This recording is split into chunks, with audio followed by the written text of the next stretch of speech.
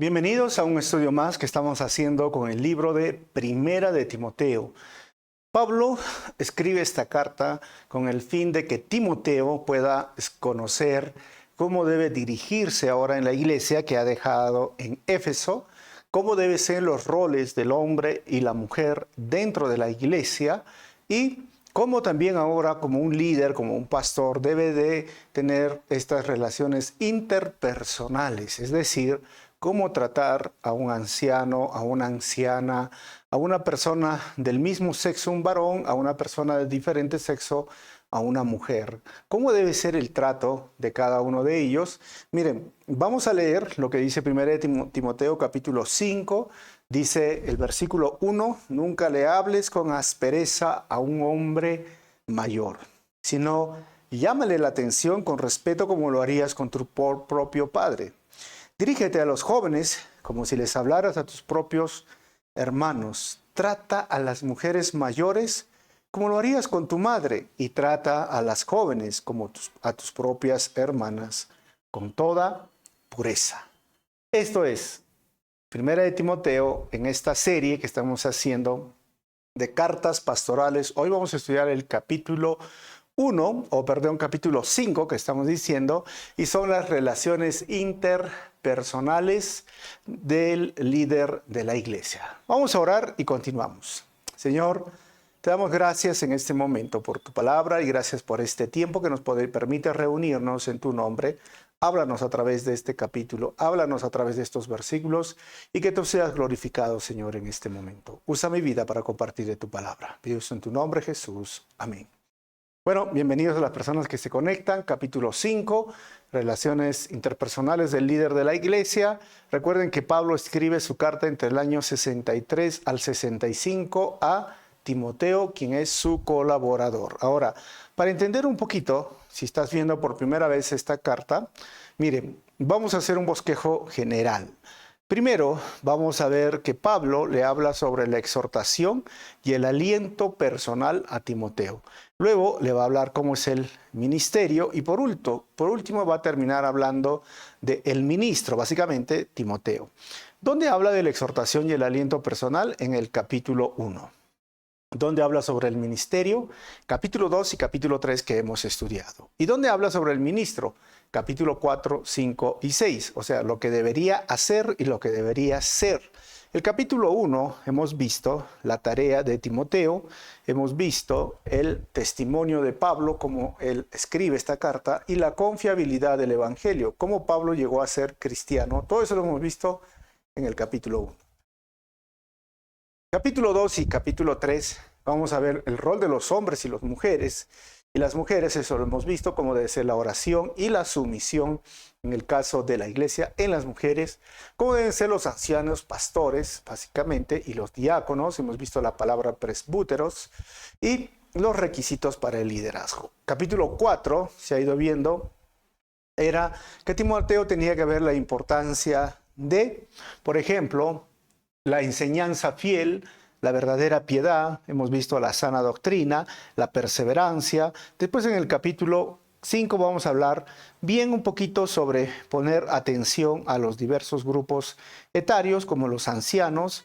Hemos visto vamos a ver las viudas y sobre todo de la sabiduría cómo debe dirigirse. Y al final, capítulo 6 es desarrollar una nueva perspectiva sobre los amos y los esclavos, lo interno y lo externo, los ricos y los pobres y lo eterno versus lo temporal. Ahora, ¿cuál es el énfasis en el capítulo 1, 2 y 3? Es la obra del ministerio. Capítulo 4, 5 y 6 es el que ministra. Todo el énfasis de ese capítulo está en el que ministra, es decir, Timoteo. El mandato en el capítulo 1 es sé confiable, Timoteo. En el capítulo 2 y 3, sé sabio, Timoteo. Capítulo 4, 5 y 6, sé fuerte y fiel. Recuerden que el tema general de esta carta es el liderazgo de la iglesia, que es la casa de Dios. ¿Y cómo se ve a Cristo en Primera de Timoteo? Hermanos, hemos visto que Jesús es el mediador entre Dios y la humanidad. Él es el rescate para todos, quien vino en un cuerpo humano y fue llevado al cielo en gloria. 1 Timoteo capítulo 2, versículo 5 al 6 y capítulo 3, versículo 16. Ese es el bosquejo general, y el bosquejo que tenemos de este capítulo es las relaciones interpersonales del líder de la iglesia. Del versículo 1 hasta el versículo 5 lo he dividido en 4 partes, y a medida que yo paso las diapositivas vamos a ver el título. Por ejemplo, versículo 1 al 2, relaciones interpersonales con los hombres y mujeres de la iglesia. Así que Pablo le dice: nunca le hables con aspereza a un hombre mayor, sino llámale la atención con respeto, como lo harías con tu propio padre. Y dirígete a los jóvenes como si les hablaras a tus propios hermanos. Así que lo primero que dice Pablo es cómo debe relacionarse un líder, un varón, con otros varones. Ancianos, está hablando de edad, como si fuese su padre. ¿Esto qué significa? Con respeto, reconociendo también los años de experiencia que tiene una persona, y dirigir, obviamente en el lado espiritual, a algunos que recién conocían, pero los jóvenes no tienen la experiencia suficiente que los ancianos o las personas de avanzada edad lo tienen. Y quizás los de avanzada edad no tienen el desarrollo tecnológico el día de hoy, ¿no? La vitalidad, este momento ahora en esta globalización o este mundo virtual y en este mundo donde está la inteligencia artificial, quizás los de avanzada edad no lo tienen, pero eso no, pues no significa que los jóvenes son mejores que ellos, sino que podemos llegar a un buen acuerdo y juntos trabajar en pro del Evangelio, en pro de la obra de Dios, pero tiene que haber respeto. Timoteo dice, tienes que respetar. Y a los jóvenes, Timoteo era joven, 25 a 37 años, a los de tu edad, básicamente, sabes que tratarlo como si fuesen tus hermanos. Ahora, algunos dirán, pero a mi hermano yo lo trato, lo ninguneo, ¿no? Pues tiene que haber también el respeto, ¿no? Tiene que haber el momento en el cual como familia podamos nosotros trabajar juntos, ¿no? Entonces, Pablo pone primero esto, y en Levíticos capítulo 19, versículo 32 dice: ponte de pie en la presencia de los ancianos y muestra respeto por las personas de edad. Teme a tu Dios, yo soy el Señor. Como les mencioné, tiene que haber respeto a esas personas de edad. Entonces, esa es la forma que tiene que relacionarse Timoteo con los hombres, con las personas de su propio sexo. Ahora, sexo diferente, dice versículo 2, trata a las mujeres mayores como lo harías con tu madre. Y trata a las jóvenes como a tus propias hermanas, con toda pureza. O sea, otra vez, Timoteo tiene que escuchar esto. ¿Por qué? Porque Pablo ya nos dijo en el capítulo anterior que la iglesia es no solo la casa de Dios, es una familia. Somos una familia. Y así debería ser el trato de un líder, varón, pastor, joven, ¿no? Igual ahora yo he visto, conozco pastores de 22, 24, 25, 30, ¿no? O sea, ¿cómo debe ser el trato con los varones? Ya lo hemos mencionado. Ahora con las mujeres, mira, a mujeres de avanzada edad como si fuese tu madre, con respeto, con cuidado, con cariño, con amor, no con desprecio, no ninguneando tampoco a ninguna mujer. Ojo, y a las mujeres de su edad como si fuesen tus hermanas, y Pablo dice con pureza. ¿Por qué? Porque a veces es algo que entre la juventud, porque yo ya pasé mis 50 años, ¿no? Pero más joven es este tipo de relaciones interpersonales. Debemos de cuidarnos con las personas del sexo opuesto, todos los jóvenes, porque la testosterona está ahí, pues, ¿no? Entonces, y si tú tienes hermanas, yo tenía una hermana, tú no la miras a la hermana con malicia, ¿no? O sea, tú la miras y hasta algunos, es gracioso porque algunos hermanos dicen, ay, mi hermana es fea, no es agradable, porque, ¿sabes? Porque no te llama la atención como mujer, pues, ¿no? O sea, como alguien del sexo opuesto. Y deberíamos tener esta mirada, ¿no? Hacia una mujer. O sea, que no sea una mirada maliciosa, una mirada hasta sexista, o hasta a veces podríamos decirla apasionada, ¿no? O sea, Esto es algo que Pablo le dice a Timoteo como un líder, como un pastor, tú tienes que tener esta pureza. Y es importante y no es nada de broma, hay que tomarlo en serio, porque siempre he dicho que el liderazgo, hay 4 Fs, ¿no?, que hay que cuidarse. Uno es la fama, cuando viene la fama, el orgullo, ¿no? La fortuna, que es el dinero, las faldas, y esto tiene que ver con el sexo opuesto, y la flojera, ¿no? Entonces, tengamos cuidado. Pablo le dice, tienes que mirar así a las personas de tu propia edad. Ahora, recuerda, hermanos, la iglesia es una familia donde prevalece el respeto, la protección y la pureza en las relaciones interpersonales. Versículo 3 al versículo 16, la segunda parte de este bosquejo, las relaciones interpersonales con las viudas de la iglesia. Dice el versículo 3, atiende a toda viuda que no tenga a nadie quien la cuide. Miren lo que dice, atiende, ¿no? Atiende. Y esto en otras versiones dice honra a la viuda que no tenga a nadie quien la cuide. Y en el griego, como les decía, dice honra. Ahora, versículo 4. Pero si ella tiene hijos o nietos, la primera responsabilidad de ellos, hablando de los hijos o los nietos de la viuda, es poner en práctica la sumisión a Dios en su hogar y retribuir a sus padres al cuidarlos. Esto es algo que le agrada a Dios. Versículo 5. Ahora bien, una verdadera viuda, una mujer que realmente está sola en este mundo, es aquella que ha puesto su esperanza en Dios día y noche, ora a Dios pidiéndole su ayuda. O sea, esto lo recomienda Pablo. Dice, mira, nosotros no tenemos mucho este tema que tiene que ver mucho con la cultura.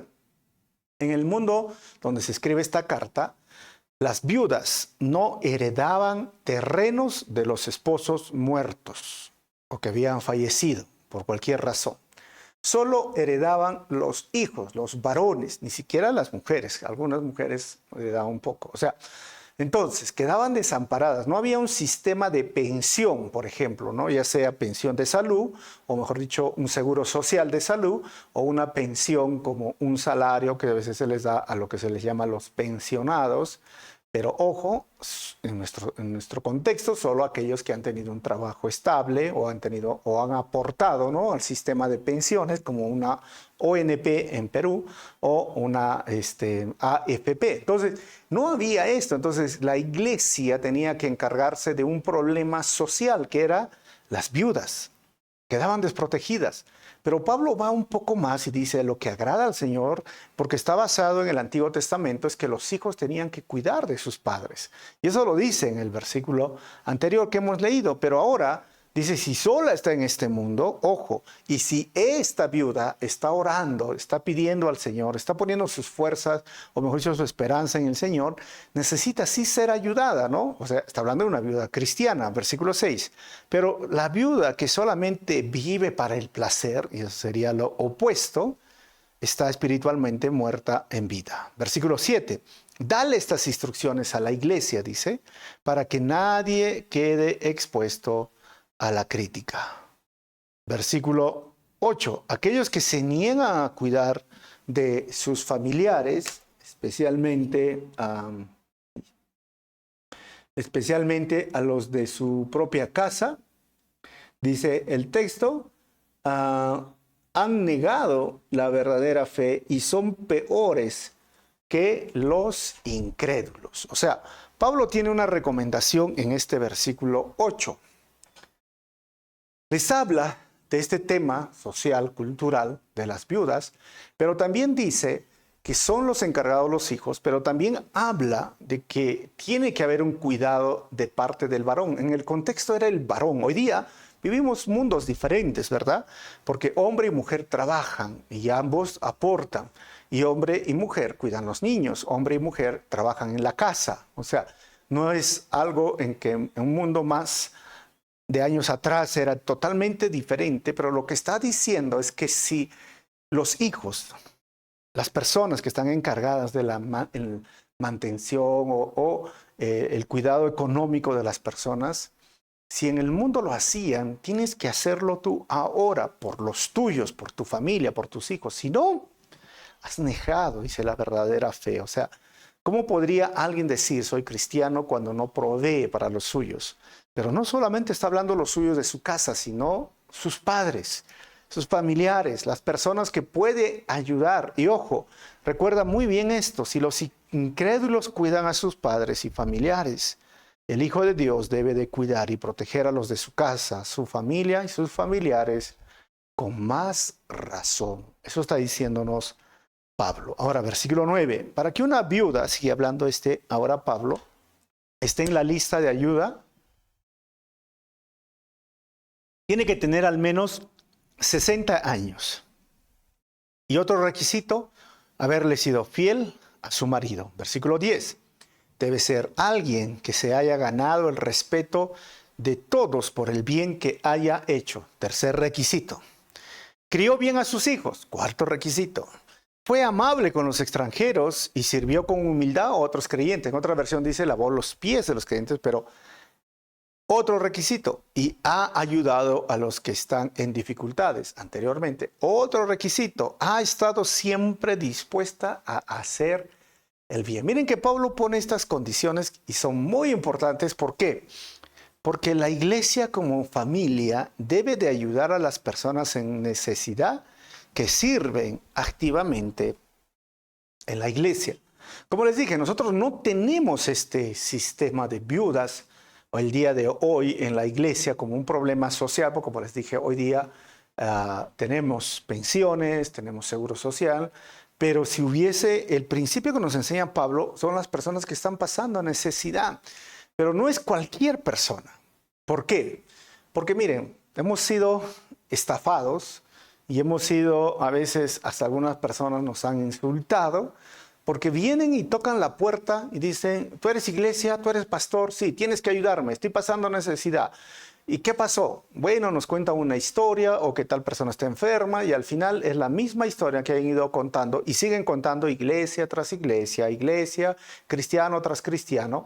Y a veces cuando yo hago un par de preguntas, 4 o 5 preguntas para ver si su historia es verdad, le digo, tú me estás engañando. Y se ofenden, dicen, no. Entonces se limpian los pies diciendo, como cuando Jesús los manda a predicar a los 12 y a los 71, dice, límpiate los pies y no tengas nada que ver con esta gente. Así se hace, ¿no? O sea, no está hablando de todas las personas que tienen necesidad, porque recuerden que hay mucho estafador, que hay muchas personas que viven de esto, pero tampoco es cualquier necesidad, o sea, Pablo está poniendo muy claro, por eso esta carta de Timoteo es cómo debe de actuar una persona, un líder, un pastor en la iglesia. Pablo dice, si hay personas en necesidad, en ese contexto, las viudas, bueno, ayúdales, pero tienen que haber ayudado a otros, tienen que haber cuidado a sus hijos, tienen que haber sido buenos hospitalarias o han tenido que servir en los tratos más humildes, ¿no? Han tenido que estar siempre ayudando, o sea, personas que han estado trabajando activamente en la iglesia, a ellos hay que ayudar, que hoy día están pasando una necesidad. Así que eso es lo que dice la palabra. Primeramente, no estoy diciendo que no podemos ayudar a nuestra sociedad. Sí, nosotros ayudamos. Por ejemplo, ahora en estas fiestas de Navidad, hacemos canastas para personas con discapacidad, especialmente los niños. No los conozco, no los conocemos. Trabajamos con una asociación que se dedica y asocia a los niños con discapacidad. Les regalamos pañales, vitaminas, les pagamos su taxi para que tengan un día, una chocolatada acá en nuestro local. O sea, sí ayudamos a ellos, pero no es algo que, como les diríamos, un deber natural de la iglesia. Por eso la iglesia sí tiene que ayudar a los necesitados, pero tienen que estar activamente en la iglesia. Y ahí sí nos enfocamos primeramente. Segundo, nuestra sociedad. Así debería ser para que podamos entender bien el texto. Número 11 o versículo 11. Las viudas más jóvenes, dice Pablo, no deberían estar en la lista, porque sus deseos físicos podrán más que su devoción a Cristo y querrán volver a casarse. Versículo 12. De esa manera serían culpables de romper su promesa anterior. Versículo 13. Y si están en la lista, se acostumbrarán a ser perezosas y pasarán todo el tiempo yendo de casa en casa, chismeando, entrometiéndose en la vida de los demás y hablando de lo que no deben. 15. Así que yo aconsejo, dice Pablo, a estas viudas jóvenes que vuelvan a casarse, que tengan hijos y que cuiden de sus propios hogares. Y entonces el enemigo no podrá decir nada en contra de ellas. 15. Pues me temo que algunas ya se han descarriado y ahora siguen a Satanás. 16. Si una mujer creyente tiene parientes que son viudas, debe cuidar de ellas y no darle a la iglesia la responsabilidad. Entonces la iglesia podrá atender a las viudas que están realmente solas. ¿Ok? Entonces, Pablo ordena este tema de las viudas, como les dije, era parte de la iglesia. Era su responsabilidad social. No estoy diciendo que la iglesia no tiene una responsabilidad social. Ojo, como les he dicho, sí, de ayudar, de apoyar, pero como les dije, primero a los que sirven activamente a la iglesia. Pablo dice, haz una lista. ¿Y quiénes deben estar en la lista? Mira, que sean de edad, que sean realmente necesitados, como hemos visto, ¿no? Realmente. Pero también que hayan servido en la iglesia, que hayan sido un buen ejemplo. O sea, son sus requisitos de Pablo y deberíamos filtrar también a las personas que realmente necesitan de una forma coherente y sabia de acuerdo a lo que vivimos, en los parámetros que vivimos en nuestra sociedad. Pero también Pablo ahora en estos versículos dice, mira, si es una viuda joven, o sea, puede ser, vamos a añadirlos en la lista y luego les tenemos que dar ayuda y luego se conoce a otra persona y le dice, mejor que se casen, ¿no? No realmente tiene una necesidad, es joven, hoy día en nuestra cultura puede trabajar, pueden hacer sus cosas, ¿no? O sea, tranquilidad tiene sus manos, sus pies. Y es más, dice Pablo, si hay familiares que tienen a una de estas viudas, deberían de cuidarlos. O sea, es la responsabilidad. Y Pablo dice, ellos deberían hacerlo, ellos deberían encargarse, cosa que la iglesia le disminuyen un poco la carga para poder ayudar a otros. Y esto es algo muy importante y debemos de recordar bien todos los hermanos, ¿sabes? No es responsabilidad ayudar a todos los necesitados, estoy hablando de la iglesia, pero sí a los necesitados de la iglesia. Eso debe ser nuestra responsabilidad y primer deber, como les dije anteriormente. Entonces, Pablo cierra esto y vamos a ver del 7 al 21, al 17 al 21, la tercera parte, relaciones interpersonales con los ancianos de la iglesia, versículo 17.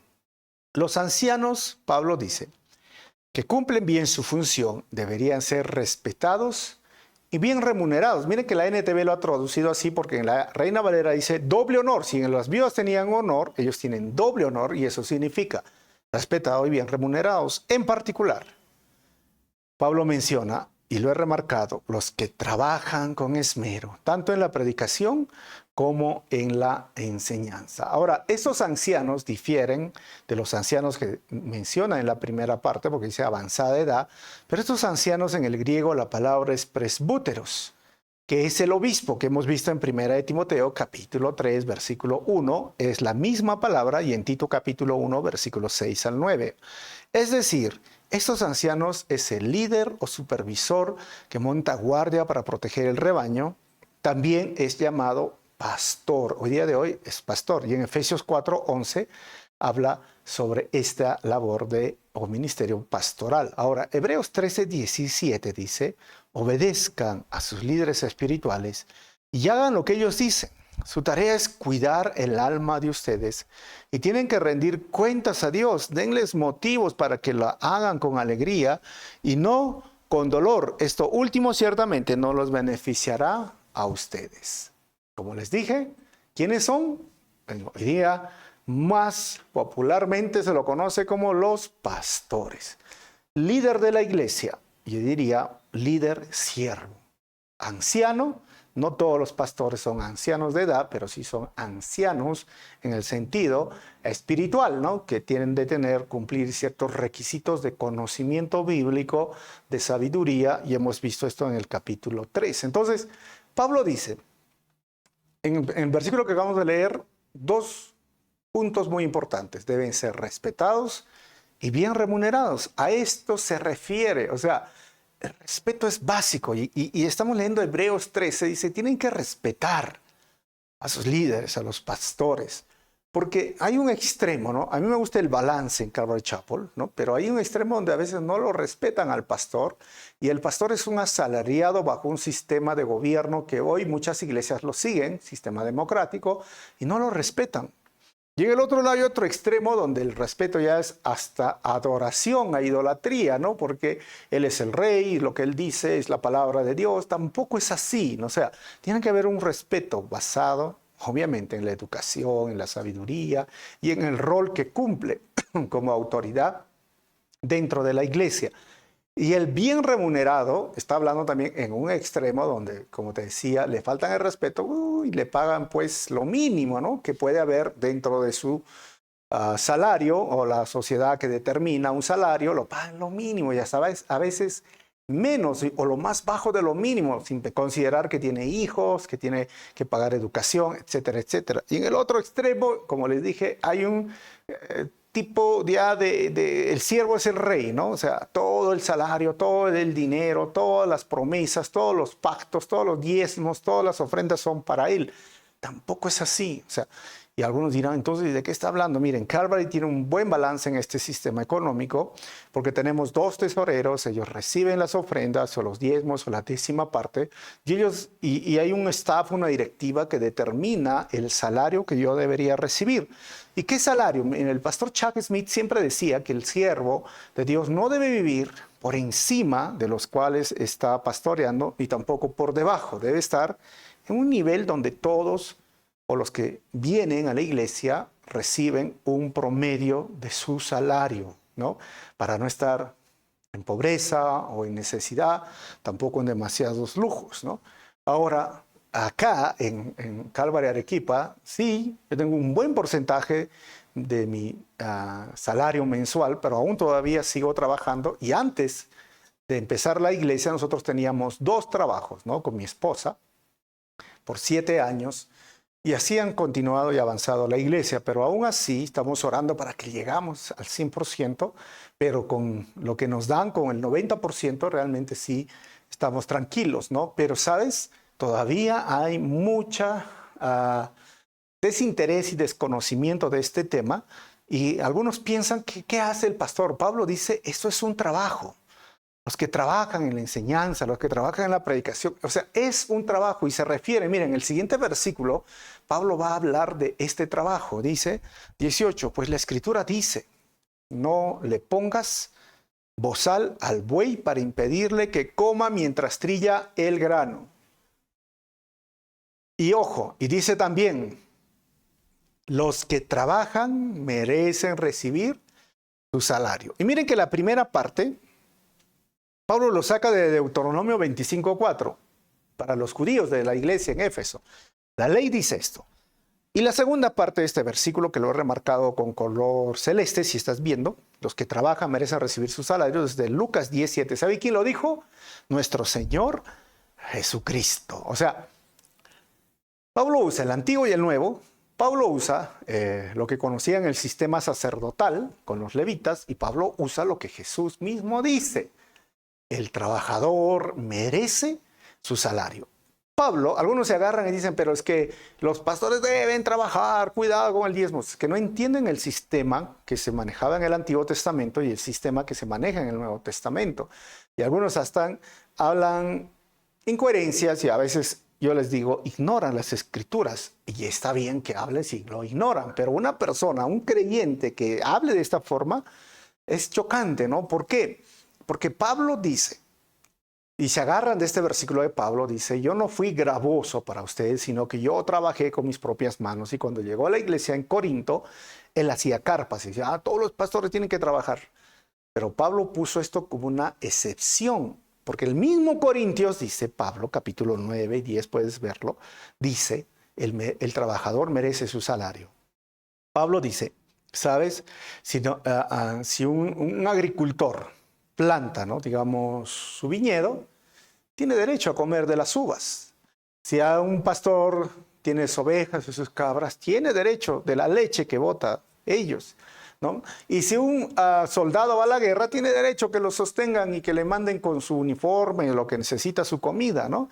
Y Pablo dice igual. Ahora ustedes conocen estas cosas naturales, vayamos a la ley, no le pongas vocero. Entonces Pablo dice, si nosotros hemos sembrado la semilla espiritual, ¿acaso no tenemos el derecho de recibir el alimento natural o el alimento, la comida que debería ser mantenida por la iglesia? Pablo dice, sí, eso es un derecho. Pero ojo, ese derecho renunció por una excepción, porque él recibió de la iglesia de Filipenses, de Colosenses, Pablo sí recibía ofrendas, ¿no? Y sí vivía bajo las ofrendas. Entonces, esto es un punto que muchas veces, como dijo, las personas no lo conocen, y es triste cuando hablan sin conocer el tema. Y piensan, ¿no? Pero está viviendo gratis. No, es un trabajo, entiéndanlo. Pastorear es un trabajo. Y solo les voy a poner 3 ejemplos sencillos. Primero, si un terapista o un psicólogo escucha los problemas de una persona y ayuda en esos problemas por 1 hora, 2 horas, ¿sabes? Te cobra por una sesión de terapia. Pero si un pastor hace consejería, no está trabajando, eso es su labor. Si un profesor se prepara para su clase para el día siguiente, busca sus recursos, sus materiales, o prepara su PowerPoint y dice, el profesor está trabajando. Pero si el pastor estudia el texto y hace sus diapositivas, las prepara, ellos dicen, no, este pastor no está trabajando. ¿Me entienden? Si una persona que trabaja en administración organiza un evento, planifica, hace la logística, llama a las personas, es un administrador o es alguien de marketing, está trabajando.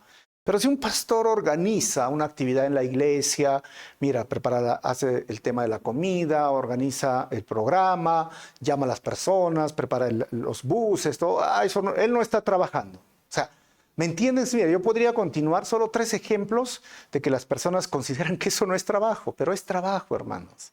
Es un trabajo. Y Pablo dice, ¿sabes? El trabajador merece recibir su salario. Ahora, versículo 19.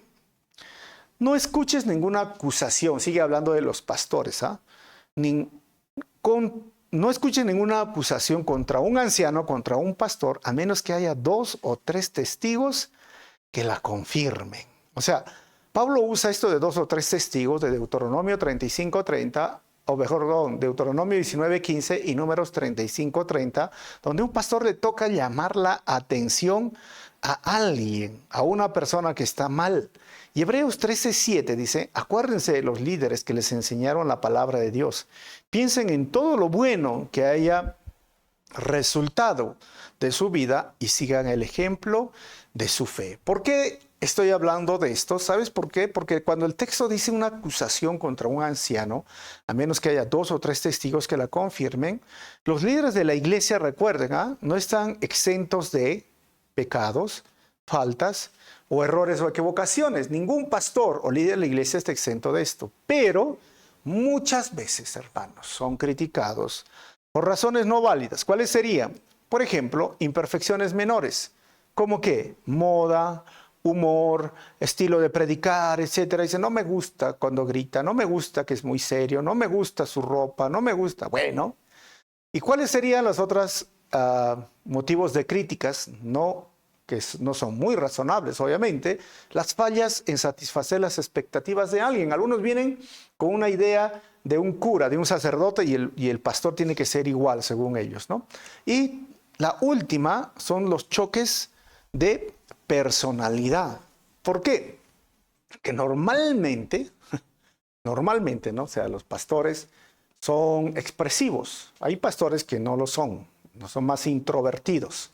Y con ellos casi no tienen mucho choque, ¿no? Pero los extrovertidos sí van a tener choque. Otro extrovertido. ¿Por qué? Porque son caracteres o temperamentos o personalidades duras, ¿no? Y créanme que en Calvary Chapel la gran mayoría son extrovertidos. Por eso son líderes, porque es parte de su personalidad, ¿no? El líder es una persona en su gran mayoría extrovertido.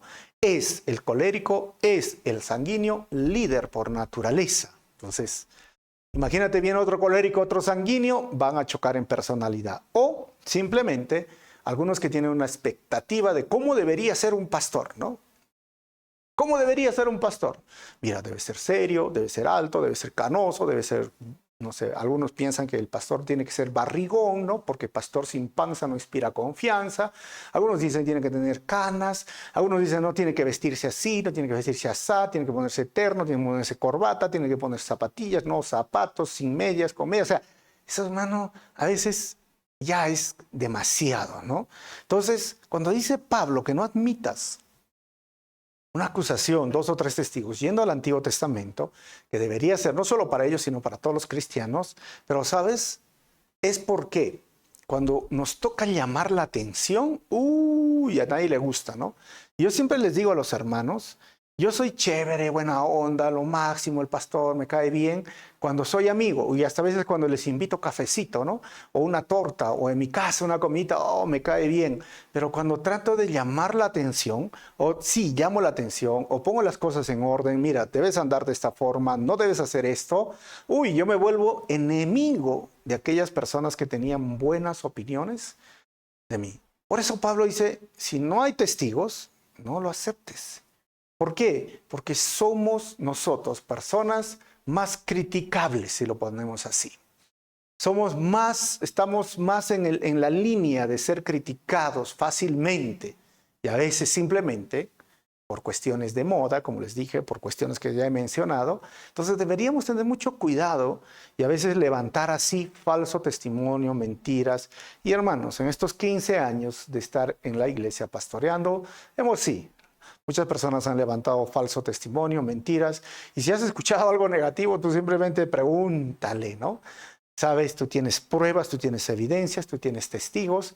Y a veces, como decía Charles Spurgeon, ¿no? Cuando me vienen a contar algo de otro ministro, yo le digo, dice Charles Spurgeon, puedes escribir todo lo que me estás contando y firmarlo para que yo pueda investigarlo. Y dicen, no, es que me dijeron. Pues obviamente no quieres que aparezca tu nombre y eso se llama chisme, murmuración, falso testimonio, lo cual la Biblia habla que es pecado. Por eso es importante, Pablo dice, frente a los pastores, cómo debes relacionarte de los demás ancianos que están en Éfeso, en otras iglesias, no admitas ahora una acusación sobre ellos, a no ser que haya 2 o 3 testigos.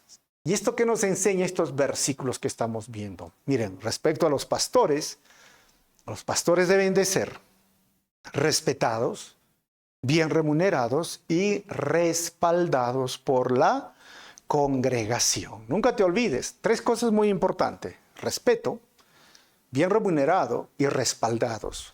Porque como les dije, se levantan falsos testimonios, se levantan personas que no están a veces espiritualmente bien y cuando se les llama la atención hacen un conflicto.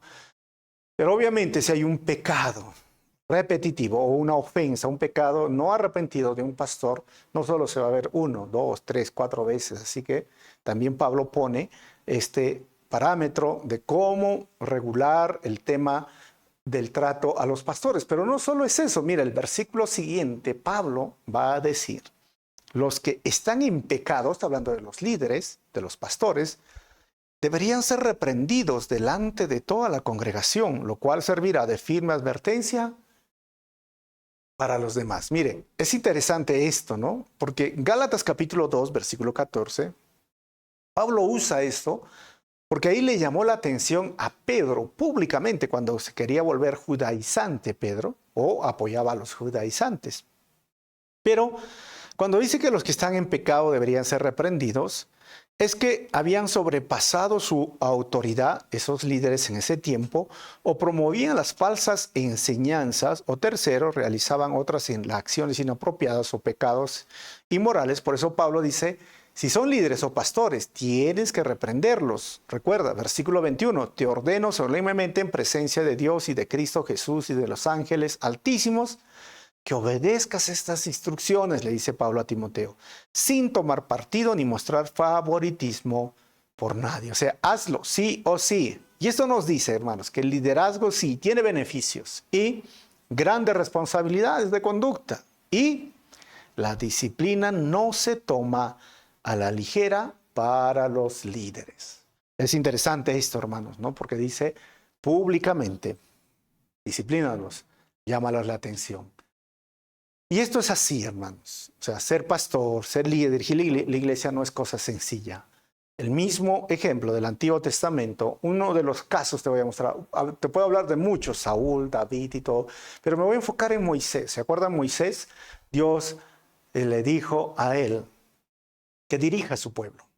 Y él estaba ya hasta aquí del pueblo, ¿no? ¿Se acuerdan? A veces el pueblo se quejaba, y un día querían agua, y decían, ya, ¿hasta cuándo se van a quejar? Fue donde el Señor le dijo, Señor, el pueblo quiere agua, ya me tiene hasta acá.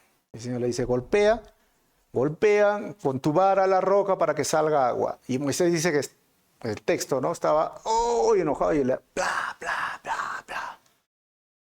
Solo por eso, ¿saben qué pasó con el liderazgo de Moisés? Dios le dijo, mira, por haber actuado así, no vas a entrar a la tierra prometida. La vas a ver, pero no vas a entrar. Y efectivamente, Moisés vio la tierra prometida y murió.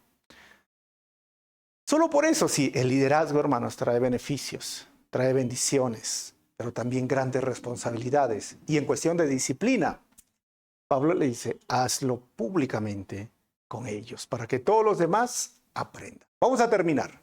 Cuarta parte, del 22 al 25, relaciones interpersonales con los posibles líderes de la iglesia. Dice, nunca te apresures cuando tengas que nombrar a un líder de la iglesia. No participes en los pecados de los demás, mantente puro. Versículo 23, no bebas agua solamente, deberías tomar un poco de vino por el bien de tu estómago, ya que te enfermas muy seguido.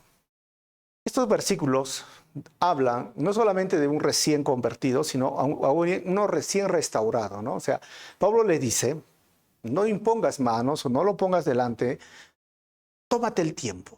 Y esto es importante, Jesús se tomó 3 años para conocer a alguien. Para mí es una buena regla, pero también velos en los momentos de crisis. Y en ese momento de crisis, Judas fracasó. Y Judas, pasando 3 años con el maestro, imagínate, salió a la luz después quién era. Pero ahí le dice, mantente puro. Y es curioso que este versículo, que muchos borrachitos se lo saben, ¿no? Sí, la Biblia dice, toma vino para tu estómago. Y para mí me llama la atención porque le dice, mantente puro, pero a la vez tómate tu vino. Y algunos han dicho, no, no es vino. ¿Sabes si era vino?